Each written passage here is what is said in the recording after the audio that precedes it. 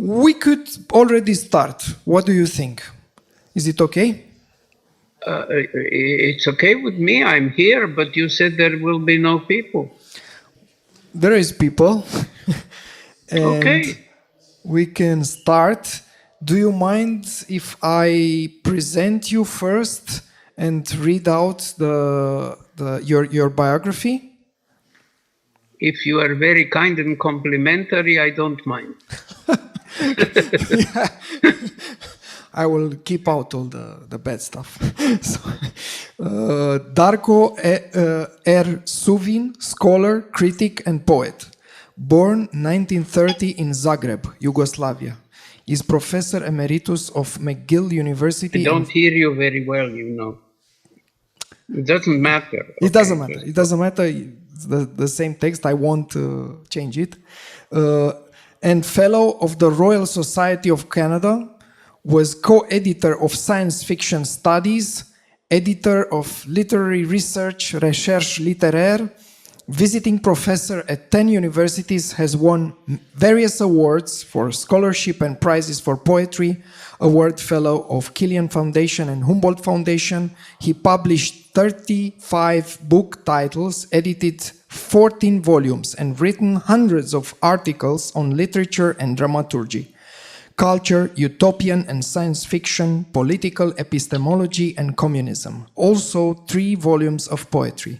Latest book titles are Communism, Poetry, Communicating Vessels, 2020, Parables of Freedom and Narrative Logics, Positions and Presuppositions in Science Fiction and Utopianism, 2 volumes, 2021, Disputing the Deluge, 21st Century Writings on Utopia, Narration, Horizons of Survival, 2022, Cozzzmonautica Budos, this I don't know how to pronounce, I apologize, 2020, and he is one of the most important critics of science fiction. His works on science fiction as a literature of cognitive estrangement was one of the first major academic engagements with the genre and has proved both enduring and influential.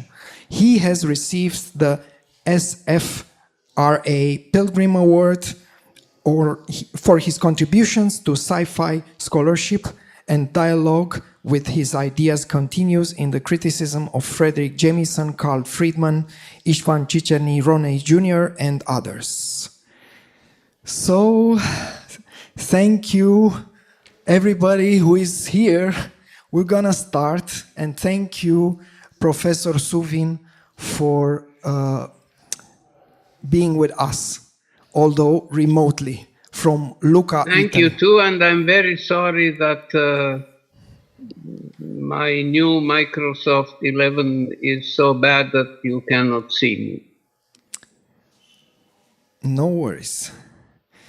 Should I open up the discussion with one of the questions we went through?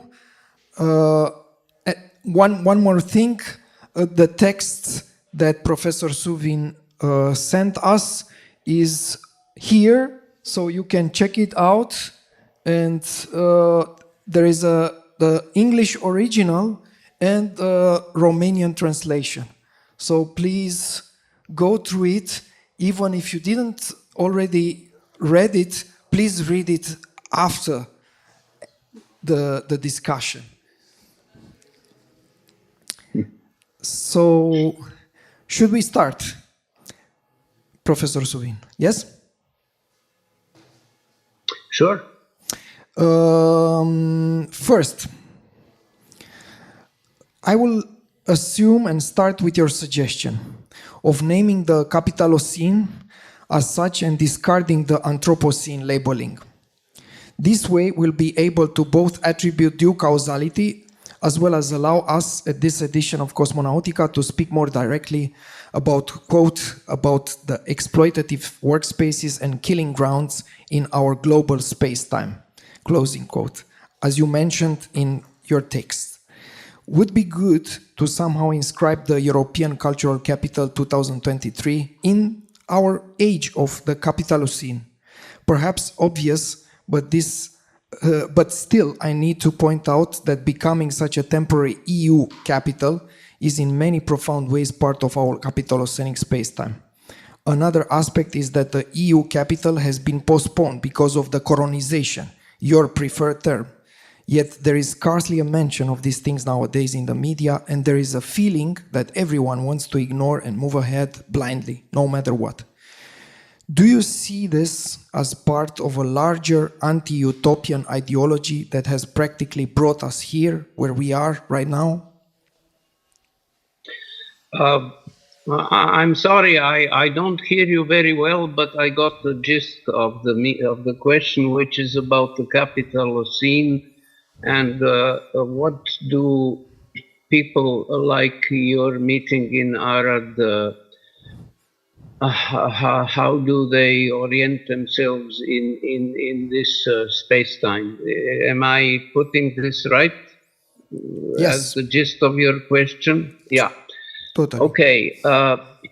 As you know, about 15 years ago, or maybe less, there was a discussion by various people not particularly concerned with science fiction and utopia about calling our geological era Anthropocene. Since Homo sapiens has by now, after the atomic bomb and all the other technological wonders capitalism has given us, acquired the power to act on nature or whatever we should call our global environment on the scale of a very accelerated geological change. As you know, geological changes happen in hundreds of thousands or millions or tens of millions of years, while the climate catastrophe we are in now has been brought about by about 50 years of capitalism without any control from the mid-70s on, plus everything before that, of course. That is a proposal to a body, to call it Anthropocene, is a proposal to a body of, I think, geologists who have not managed in 10 years to decide whether to accept it or not. I think it's a very good, how should I say, kick in the pants for everybody. To start thinking about this, to start thinking a bit more and a bit more clearly about this. But as soon as we start thinking a bit more clearly, we have to question what does anthropos mean? Anthropos is the Greek name for man.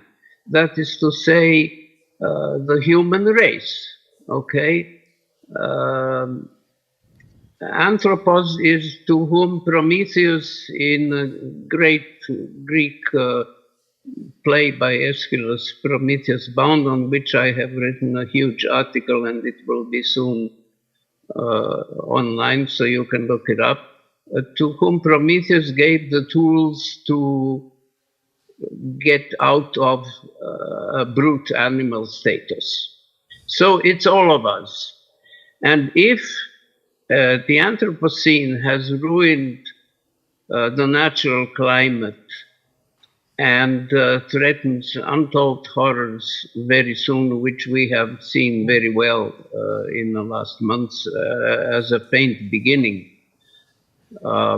then we are all equally responsible.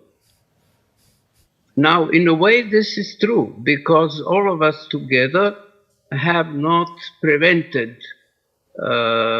uncontrolled capitalism, or whatever you want to call it.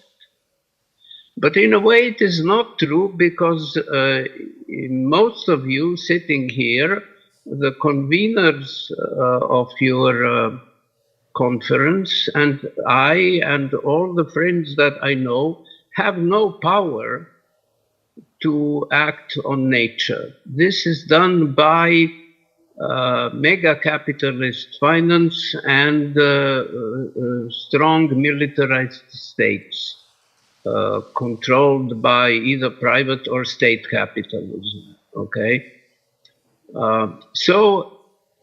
yes, I have 1/8 billionth of blame for it. But I do not have 1/8 of blame or 1/80th of blame. 99.999 of blame is with our rulers. Therefore, I propose to call it Capitalocene, and I thought of this myself 5 or 6 years ago, and then going online, I see that this was discussed at length 10 years before me, only I was too ignorant by people like Jason Moore and Donna Haraway and so on. It is not a very beautiful name. You know, you couldn't write a proper poetry line by putting Capitalocene into it. But you couldn't do it with Anthropocene either. I mean, Brecht was writing in 1944 a retelling of the Communist Manifesto in hexameters. And his friend and one of his rare teachers, Karl Korsch, told him, you cannot write about the Communist Manifesto in hexameters because the proletariat cannot go into hexameter. Which is true, and Brecht resorted to saying workers or working people. Okay. So it's not a beautiful name, but it is a name which is much more precise than Anthropocene. And it is a kind of semantic hygiene, which is our first step towards understanding anything, in my opinion. Okay? Thank you.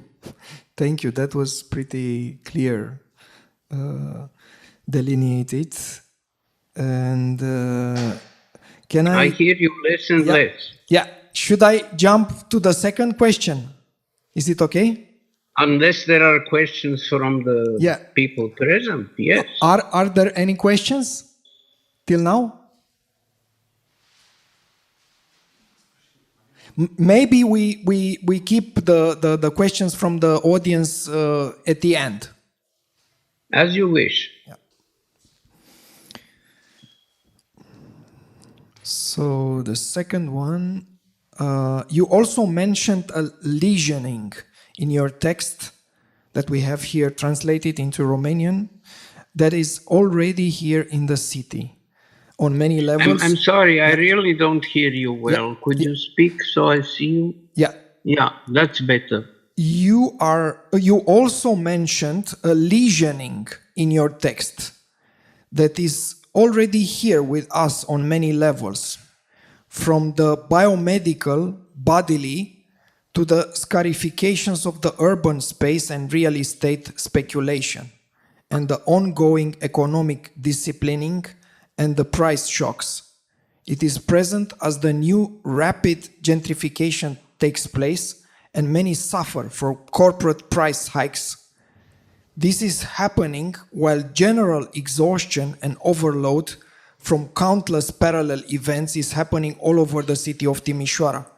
How do you think the global East has reinserted itself into the relationship and usual polarization of the imperial North and the colonized South, and of the ruling to the ruled classes? And if so, what is its role? What is the role of the global East right now, in your opinion? If I understood you, which is not fully, you are talking about lesion and especially the role of the so-called East. Yes. Right? By which you mean ex-Soviet bloc countries, right? Yes, yes. Okay. So these are really two questions, a general one and a particular space-time one. Yes. In general, I'm writing a new book in which part one is about violence. Violence is not the same thing as power. It is a power that attacks and debilitates people and the ambient. Okay, my favorite word for it, beside violence, is lesion, which comes from Latin later, and it means harm to anything more or less living. Okay, so it has also this, if you wish, ecological note. Its two main forms, so far as I can see. Should I go on?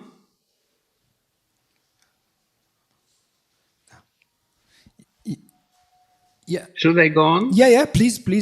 Yes. It's the two main forms of violence that I can see globally and historically are, first of all, the economic violence of employment, unemployment, partial employment.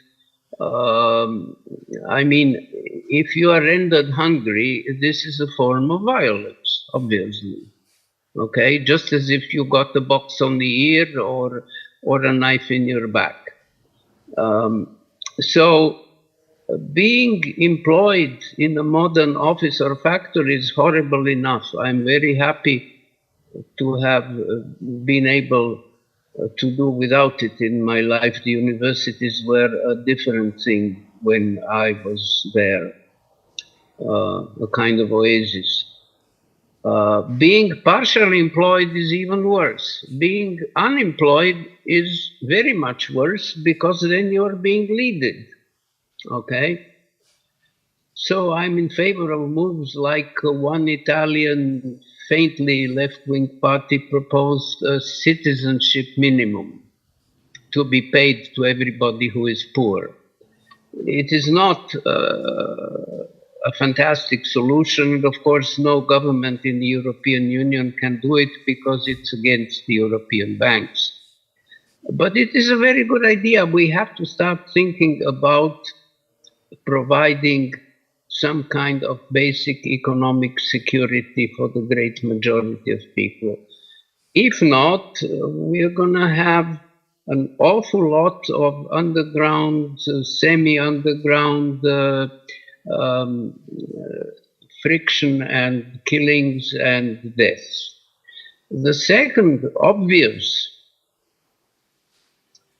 source of lesion and violence is wars between states and state-like groups like Al-Qaeda or whatever you want to call it, okay? Capitalism was born in wars, okay? Not that there were not wars before capitalism, but capitalism managed the qualitative jump in wars by inventing a huge and very efficient war technology, very efficient at murdering people.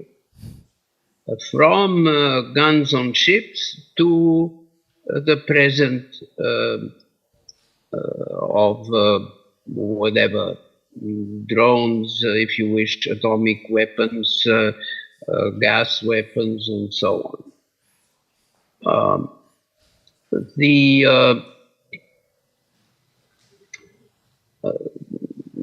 The world wars, we know roughly how many dead there were. We don't know the whole story, which is how did the wounded and the invalids survive? How did the families of the dead survive? We don't know the whole story of suffering, even of the world wars.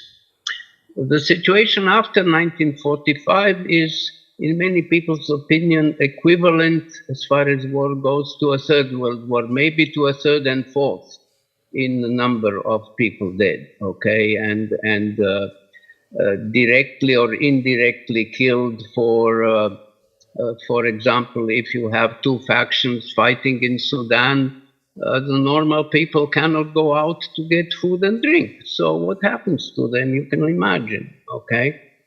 Um, that is, I think, quite objectively speaking, even if I liked capitalism, and I do like the beginnings of capitalism, let's say, not so much as Marx did, but still. Even if you like capitalism, you would have to say objectively that it has failed.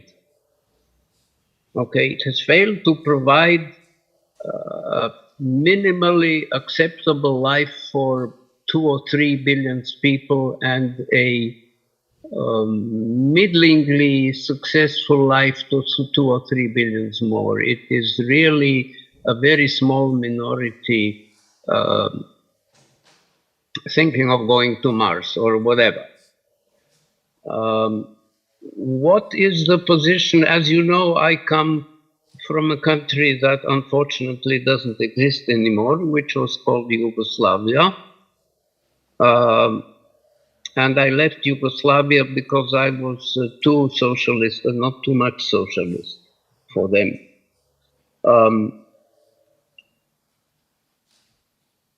So I mean, Yugoslavia was much the best form of socialism that I can think of, at least in Europe.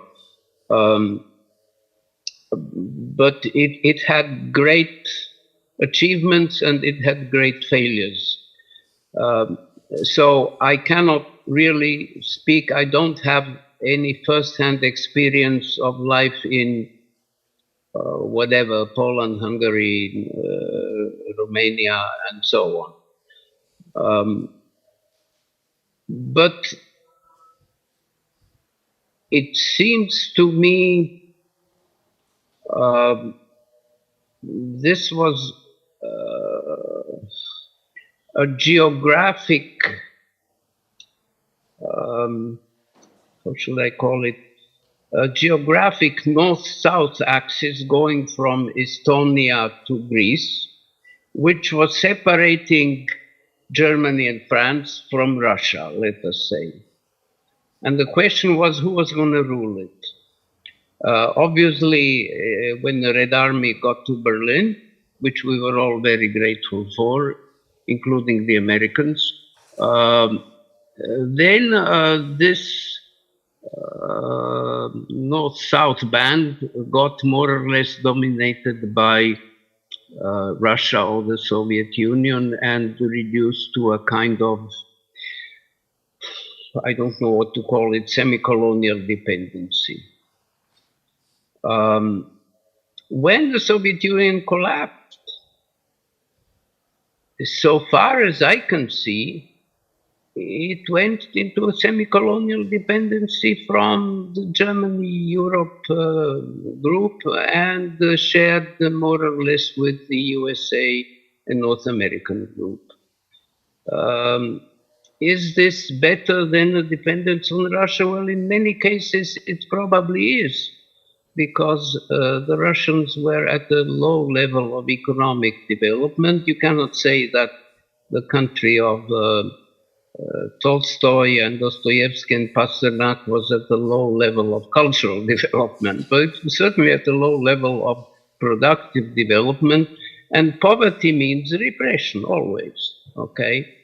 That is to say, the Russian repression was by tanks. The Western repression is by banks. You can see it very well. That's the rhymes. I rather like it, tanks and banks.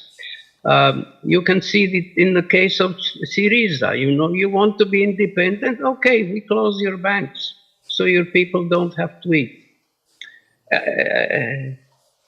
It is, how should I say, there are no tanks in the streets and nobody gets shot, but the upshot of dependency is, let us say, at least the first cousin.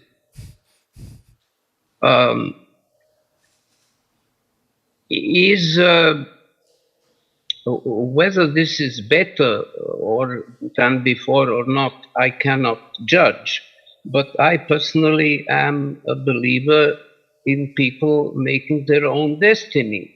If their destiny is made by 5 banks, 1 in Europe and 4 in the USA, then it's extremely difficult to shape something in the general interest rather than in the interest of the people who run and get money from those banks.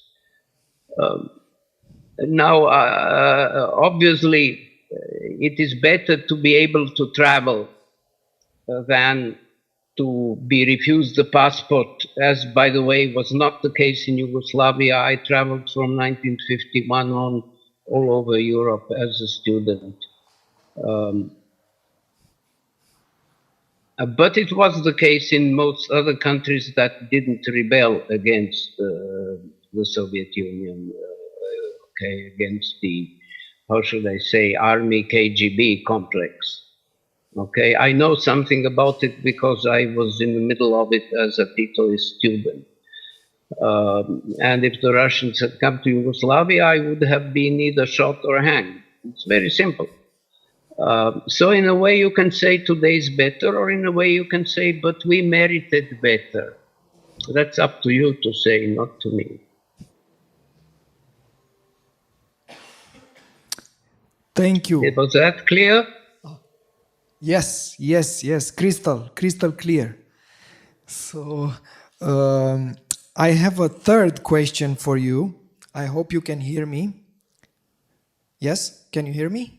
Yes, especially if you get your mouse on the screen so I can see it. Okay. No. Yeah, that's it. Yes. Yeah. Fantastic. Okay. Yes. So after 1989, here in Timișoara and elsewhere in the global East, let's say in the former Eastern Bloc, we all became privatized, descendants of Robinson Crusoe. In your own words, how do you see new kinds of partisanship in the new millennium? How do you see sympathy versus empathy playing an active role in this? I am particularly glad you approach this distinction in your text. Empathy as a category is, as you say, very problematic and has been identified by American studies scholars together with terror as part of a wider anti-communist operations. I'm thinking here about Christina Klein's study on the value of empathy in the US government's rhetoric during the Cold War.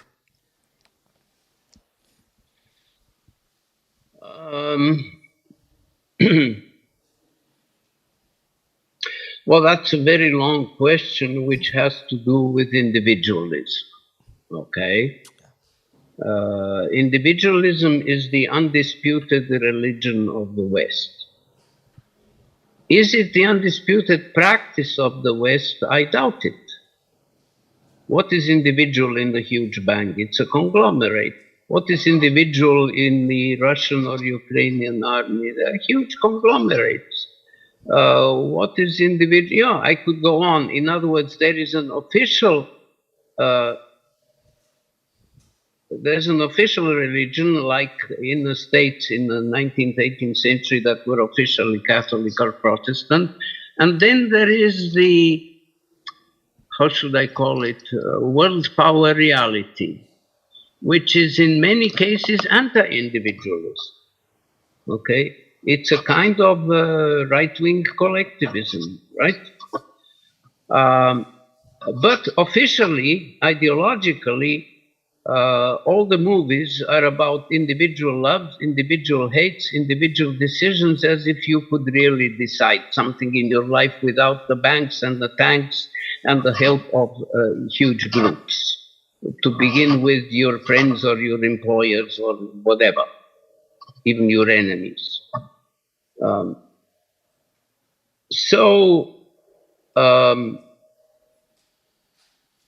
Marx's name for this was not Marxist. I mean, in the 18th, 19th century, there was a host of publications, novels, stories called the Robinsonades, imitating Robinson Crusoe. In other words, life on an island. Now, let me tell you that, of course, this gets very boring unless you cheat. I mean, Defoe was a great writer, the creator of Robinson Crusoe, but he cheated very much. First of all, Robinson gets a chest of tools which fortune sends him from his shipwreck, so he can build a chest of tools. In other words, he gets the material form of his culture, or at least some small version, so he can build a house and the dig and so on. Secondly, he gets a slave, which is Man Friday. Because a white man, of course, shouldn't do such base things as digging and whatnot. Thirdly, which I think is very nice, he gets animal friends. He has a parrot on his shoulder and so on. And fourthly, he gets enemies, which are pirates, to fight. Okay? So, in theory, we have an individual. In practice, we have an individual faced with various groups, and here comes the ideology and winning out against all of them. Okay? So, thinking of this and thinking of all the other German and French and whatever imitations of Robinson Crusoe, Marx in The Capital writes about the ideology of individualism as Robinsonade, as being the Robinson Crusoe, okay? I have an impacted relationship against, we could go into the past. This begins with the Christian soul, of course, as against the Roman Empire, okay? A personality that relates mainly to God, okay? But let's leave that in peace and just stay with capitalist or bourgeois individualism. I think it was a great advance. I mean, I'm in favor of individuals. I'm in favor of making my own decisions if only I could. I'm in favor of finding friends with whom to make a decision to make an internet conference in Timisoara. You know, I'm in favor of all these things which go from below upwards. Okay. On the other hand, it is a mirage. It's as if you were in a desert and you saw a wonderful fountain of water. It is not true. You know, it would be wonderful.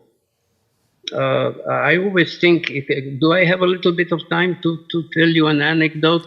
Yes, but I want to tell you that our time for this session of Zoom is just 6 more minutes. After 6 minutes, I'm sorry. No, then I will stop here. Yeah, I will start a new session and send you. No, I thought we had 1 hour.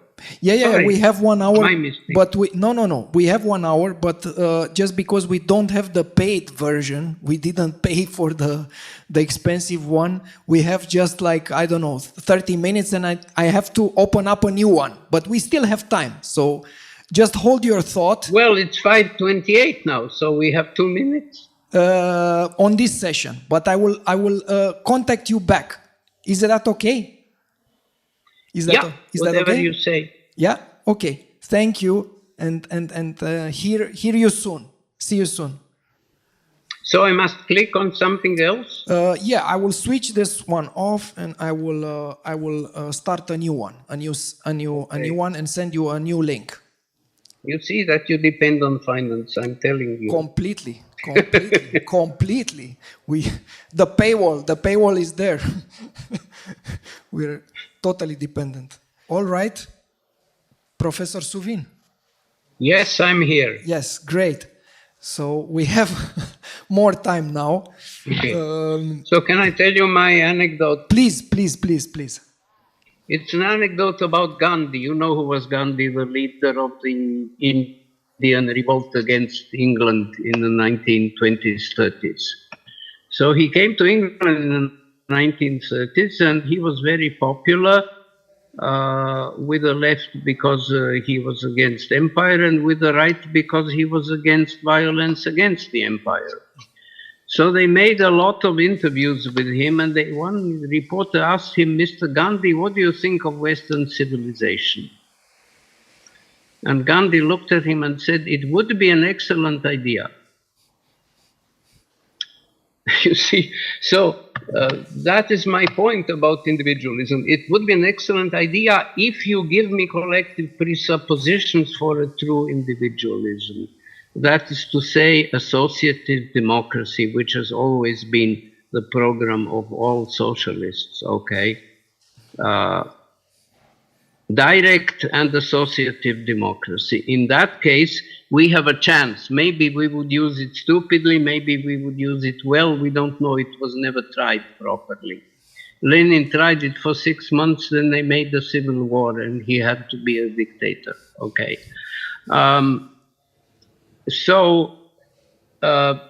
The second part of your question was about sympathy and empathy. Empathy is, how should I call it? A liberal way of being an individualist. A liberal, a bourgeois liberal way of being an individualist. You pretend en in Greek means in. Pathos is feeling. So you feel into a person. Now, you try to feel into even your best friend and you won't succeed because your biological presuppositions in your brain are not the same as your friends. Never mind your cat. Okay, so it's empathy is a biological impossibility. And it is also an individualist invention. It was invented by a German theoretician in 1830. It doesn't exist in Greek. In Greek, you have only sympathy. The Greeks were very intelligent, especially the Athenian Democrats for about 130 years. Sim means with. Okay, so you feel with. You are not into somebody, you are with somebody. That is to say, partly understanding him and partly doing your own thing, as is inevitable biologically. Of course, then you have to decide who or what and up to what point merits sympathy. Okay, in other words, it has to be a critical sympathy. The best way to discuss this, I found in talking about Brecht and modern drama, is to talk about distance. Is the actor and therefore the audience distant from the character or not? Well, you cannot be totally distant if you're speaking the words of a character. And you cannot be totally inside because you are not Galileo, you are the actor XY. Okay, but you can be partly understanding what the audience should know about Galileo, in other words, sympathetic. And insofar as Galileo makes mistakes, as Brecht thinks, you are critically sympathetic and you say he shouldn't have done this or that. As Galileo will tell you, in Brecht's play Galileo, at the end, I made a mistake that I didn't do so and so. He has a big speech. Okay? If we are, I wrote a big essay about emotion in Brecht, and my conclusion is that empathy is a fake category. It is a very powerful category because all the social media and all the televisions of the world use that word. They never heard of sympathy, it seems, which is kind of weird.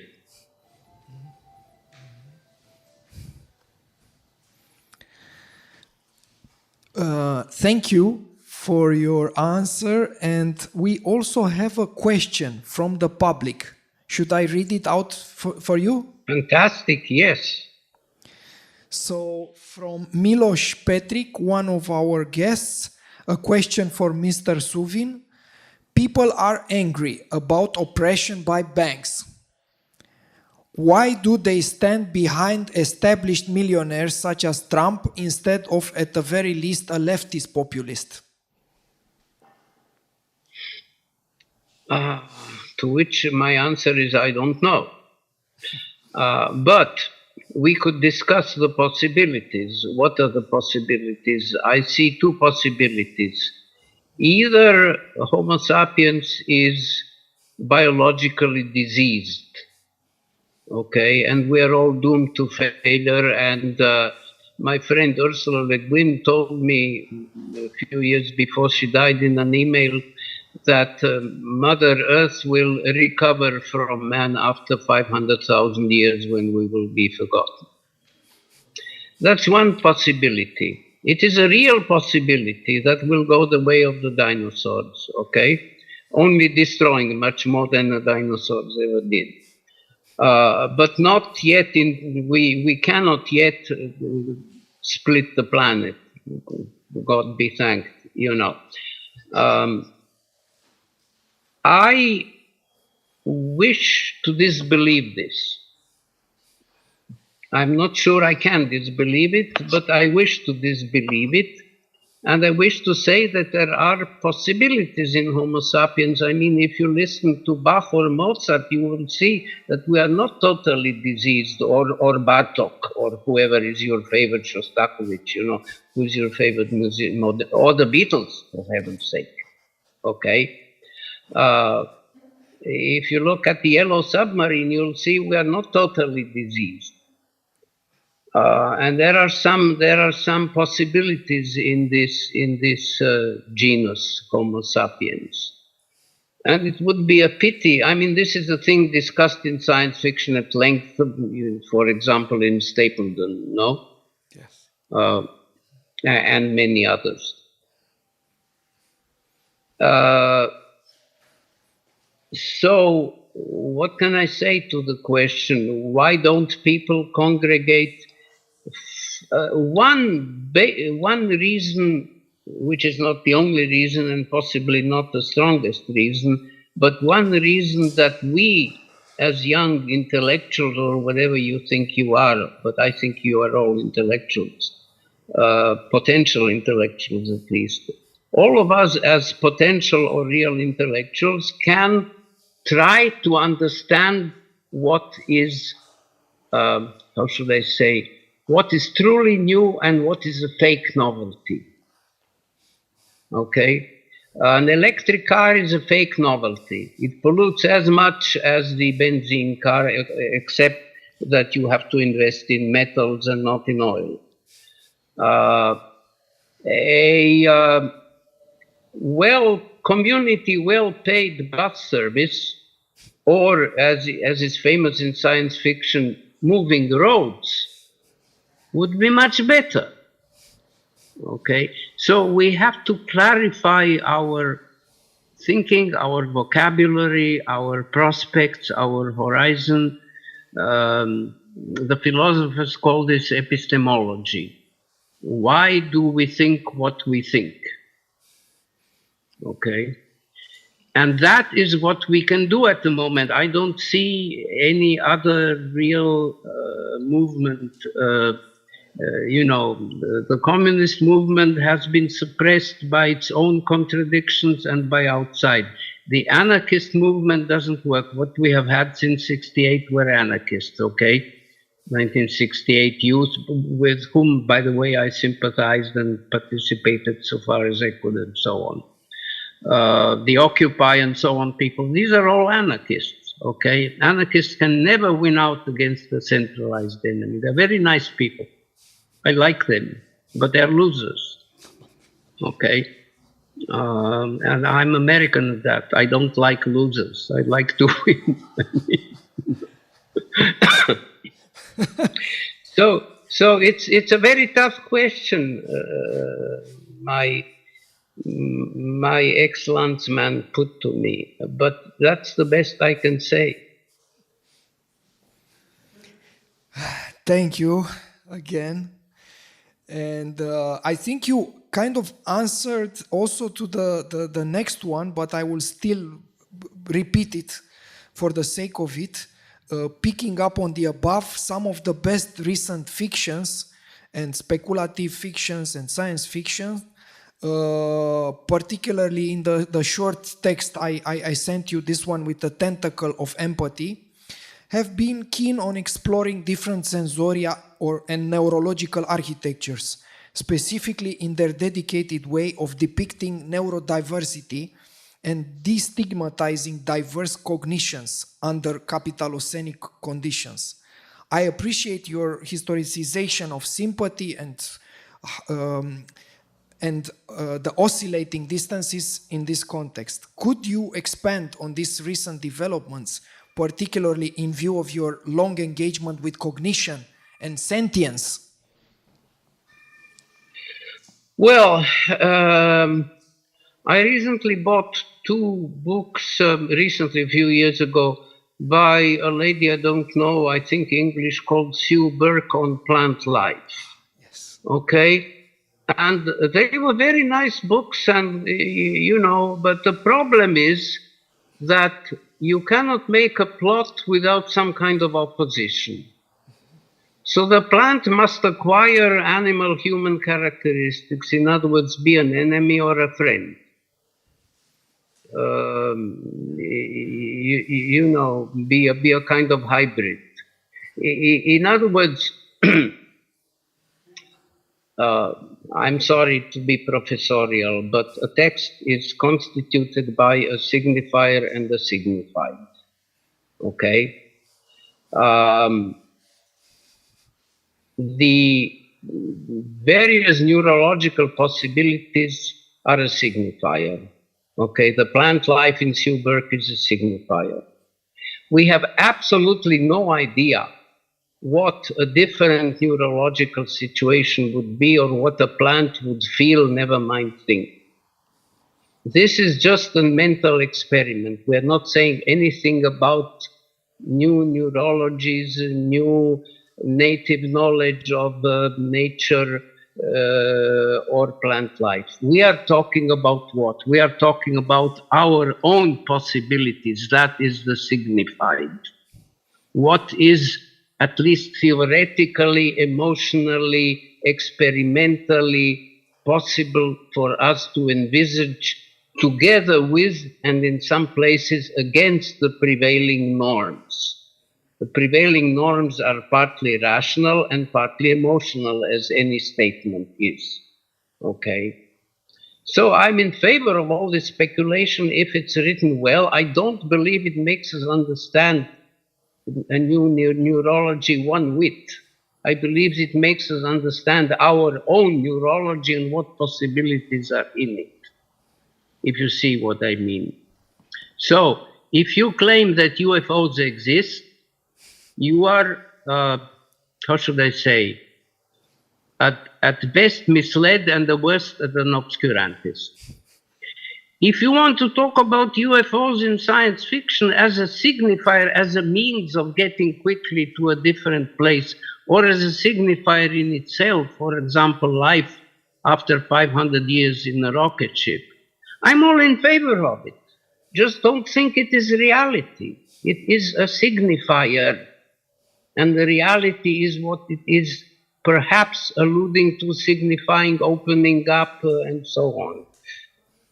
So that in a way, I would say that scientifically, does it make it is maybe a popularization of some new trends in neurology, but that is done just as economically by reading an article in a medical journal.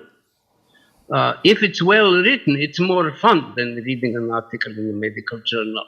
But that is not its main purpose. Its main purpose is not what the purpose of Jules Verne was. Jules Verne's purpose was to teach the kids what the world is like in other geographic places, under the sea, in India, in Patagonia, and so on. Okay? This is a legitimate purpose of science fiction, but a very marginal and secondary one. If you are more than 15 years old, you have better purposes. You know, I read Jules Verne when I was 12. It was wonderful. Well, then you grow out of it. My God, you know, I mean. Also, he was a very good writer. You know the famous comment by the poet Apollinaire about Jules Verne. My God, all substantives. It's true. They're all substantive. You know, the new fishes and so on and so on. So, well, that is a style which is fantastic in some ways.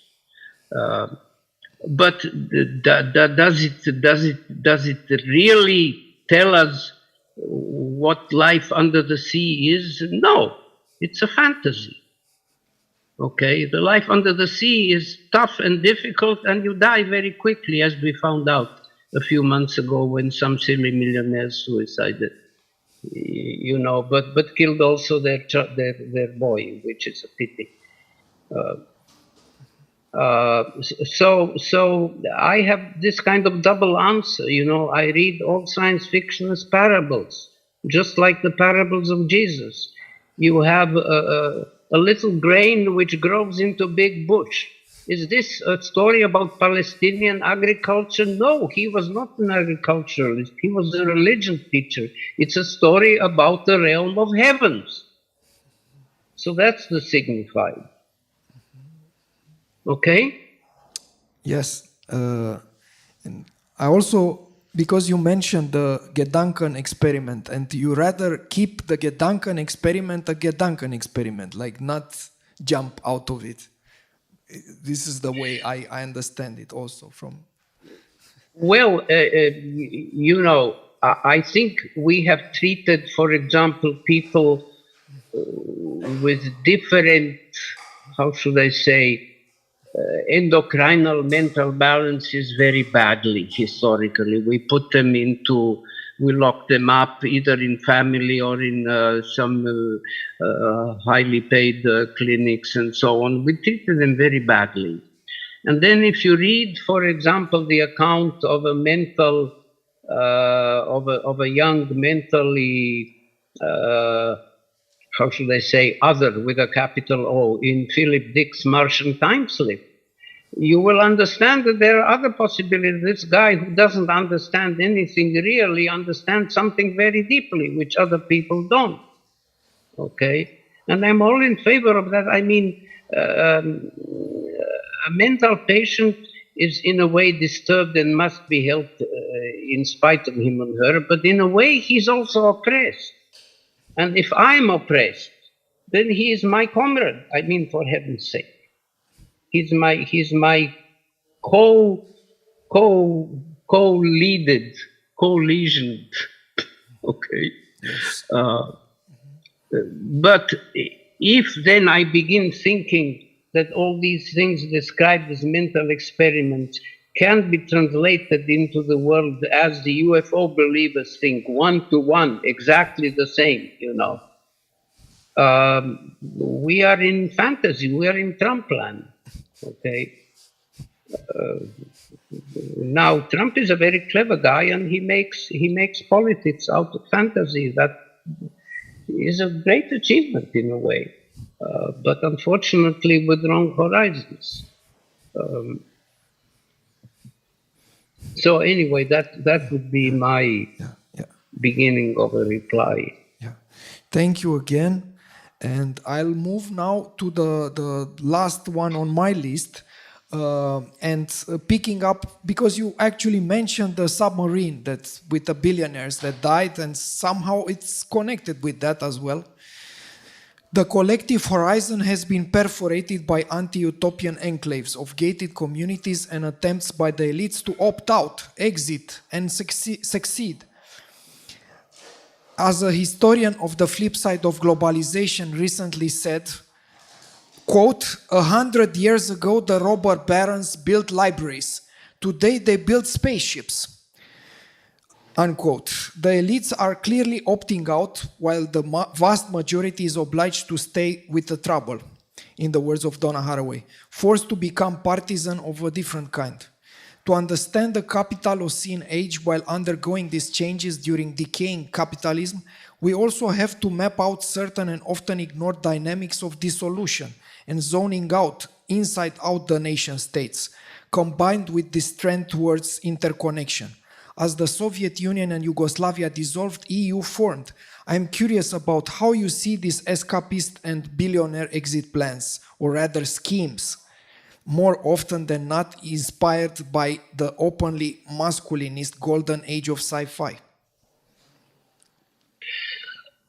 Well,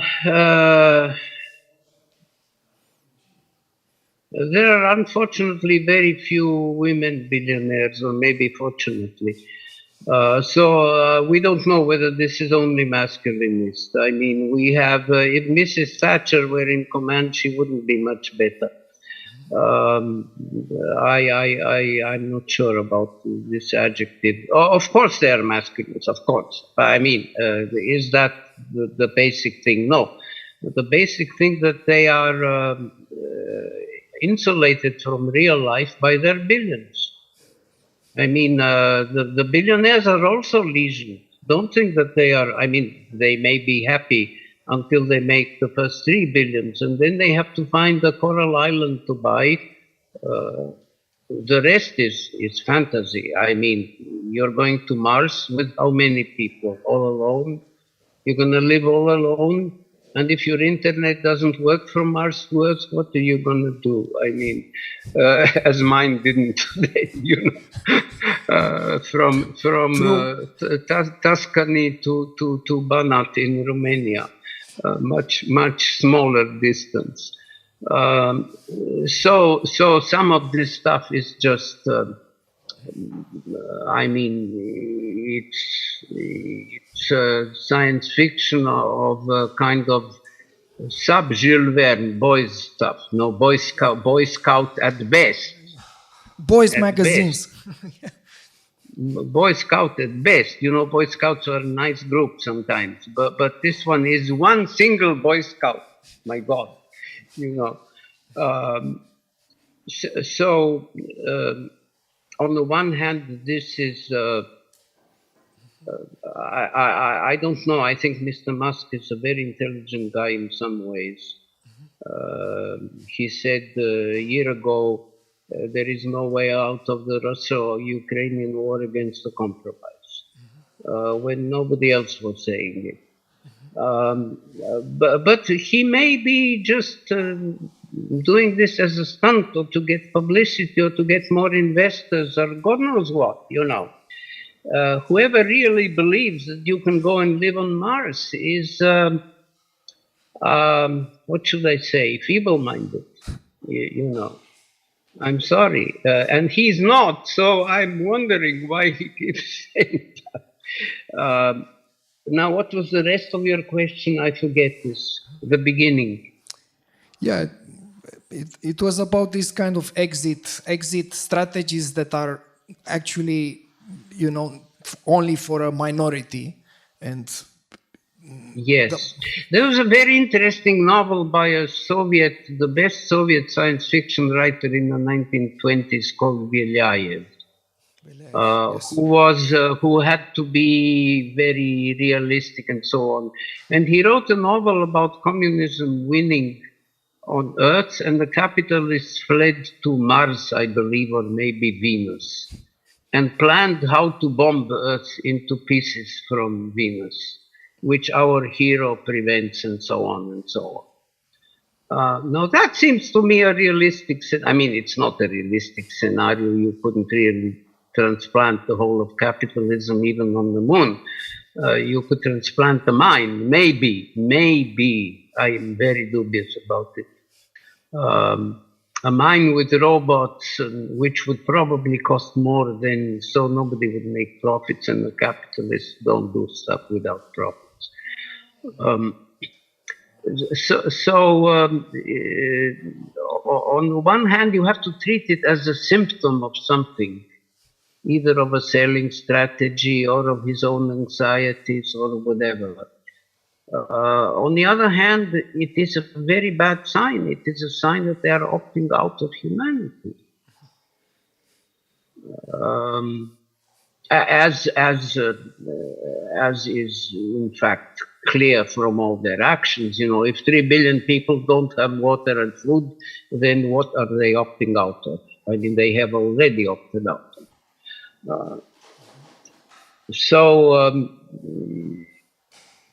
Therefore, I'm perhaps, I mean, whatever I say which is pessimistic, you should subtract 50% from, because I'm too old to be optimistic, you know. So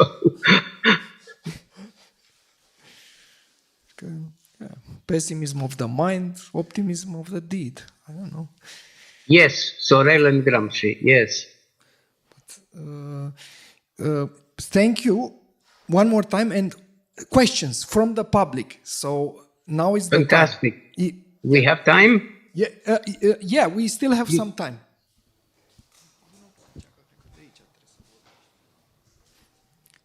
Hello.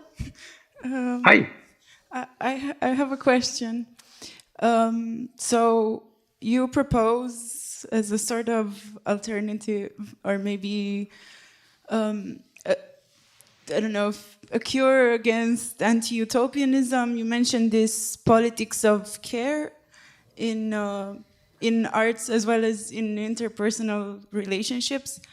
And I'm wondering if you could expand more on that, and what forms you think it can take, and how you can get this maybe across to other people in the Capitalocene that you coined, and if it, yeah, how you can get this out to as many people as possible, and especially since you mentioned that you don't really believe that much in the bottom-up method, let's say. I don't know. I hope that No, makes I sense. do, I do. I just don't see them. I believe them. I believe in them as Gandhi believed in Western civilization. It would be a wonderful idea if we only had it. Look, well, thank you.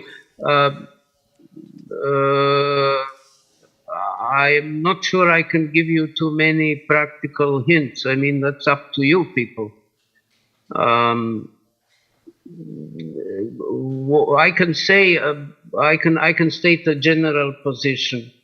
Whatever you do about caring personally and in little groups will be undone by the bigger capitalist groups who make war and profits. So therefore, unless you organize against war and profits, all your care will be more or less neutralized or undone. In other words, you have two businesses. One is care and one is preventing the loss of care. You see what I mean? Is this practically easy? No, it's very tough. Is it possible? I hope so. I don't know.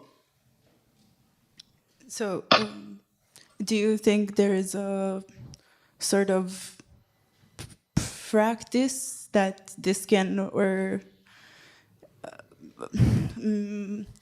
a form that this can take that can be sort of accepted by people and disseminated, and so that people maybe feel like they have the possibility to do that? Well, in general, that's very easy to answer.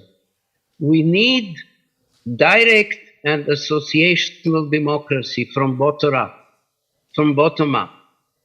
And then we need some way to organize it so it doesn't fall apart after 2 months, as in New York, or after 2 years, as in '68. You see what I mean? So we need a kind of organization which will be as cleverly centralized as the capitalists are. The capitalists have 5 great states, 5 banking conglomerates, and 5 great meetings of all of them per year in Davos, blah, blah, blah, blah. Well, if we have at least 2 of each of them each year, then we have a chance.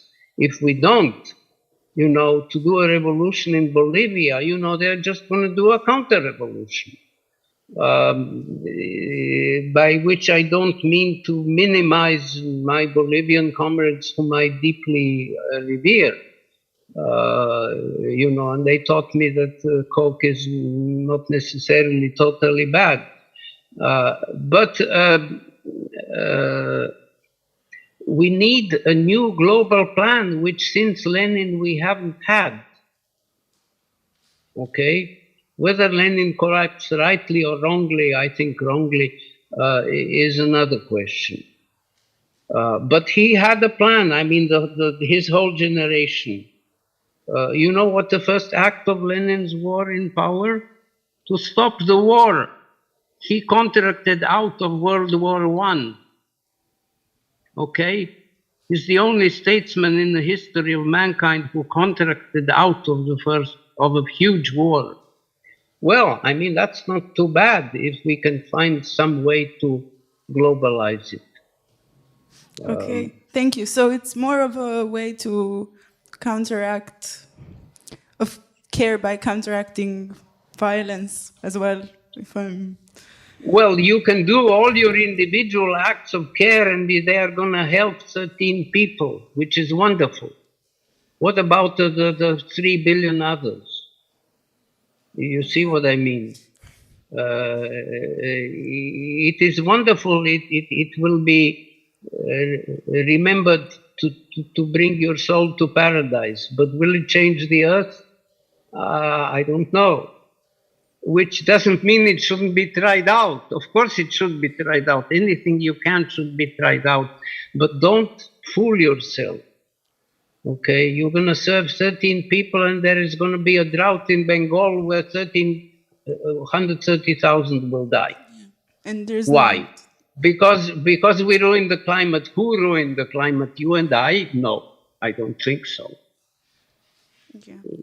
You see what I mean? That's what I'm saying. You need a two-pronged strategy. One is I do well. Second is I prevent others doing maxi bad. Okay. That is called politics. Okay. Thank you. Thank you. So, any other questions? We have 10 minutes here on the 10 minutes more. Any other questions from the public? Okay. Professor Suvin, You can do s- without the professor. the- Okay. Darko, Anyway. Darko Suvin. Thank you. Thank you. I'm sorry. But anyway, you didn't miss much with the Don't image. be sorry. Don't be sorry. I'm And sorry. it was so great We had all these problems. hearing you. And if you make a video, let me know. Sure. We will send you the recording. And thanks again. Take care. And Have a good session. thank you so mean, a much. good- Thank you so much. Thank you so much for being with us. And take care and talk to you soon Ciao, at ciao. some time. Ciao. See you. Ciao.